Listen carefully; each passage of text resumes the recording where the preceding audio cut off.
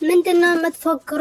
አሽቃባጭ ውላ አሽቃባጮች ማለት ነው። ምንድነው ዝም ብላችሁ የምትፎክሩት ብሏል እንግዲህ ቢኒያም ማለት ነው። ያው አንተም እኮ አሽቃባጭ ነህ ቢኒ። ያው ልንገርክ ብዬ ነው በዚህ አጋጣሚ። ያው አንዴ እዛ ትላለህ፣ አንዴ አብርሃም ትላለህ፣ አንዴ እንደዚህ ተፈጥሯል ትላለህ። አንተም እኮ አንድ ቦታ አይደለም። ግን ያው ሙሉ በሙሉ አልሄድክም ወደ ጀማው ፍቅር ነኝ የሚሉት ማለት ነው።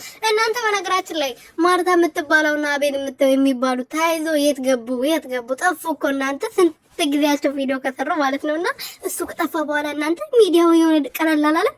እኔ ግን ደስ ብሎኛል። ምሬኖ ሱፊት ማላይበት የት ልግባ እያልኳቸው እኔ ራሱ እየነገርኳችሁ ነበርና በዚሁ አጋጣሚ ልንገራችሁ ብዬ እኮ ነው። የምር እንዴት ደስ እንዳለኝ እሱ ሳላዩ ማዋሌ ማደረኝ ማለት ነውና ደግሞ ስሙ ስጠራ እንዳይመጣ ይሄ ምን ልበለው እናታችሁና።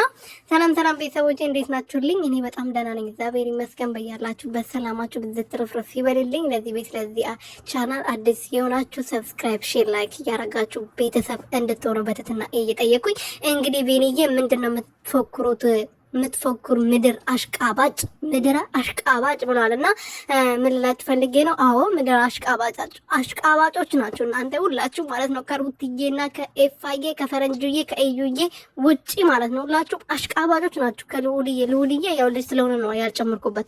ገባችሁ አይደለ? እና እናንተ ሁላችሁ ማለት ነው አንዴ እዚህ ስላላችሁ ምንም አቋም የላችሁም። ሁላችሁም አስመሳዮች ናችሁ። ገባችሁ አይደለ?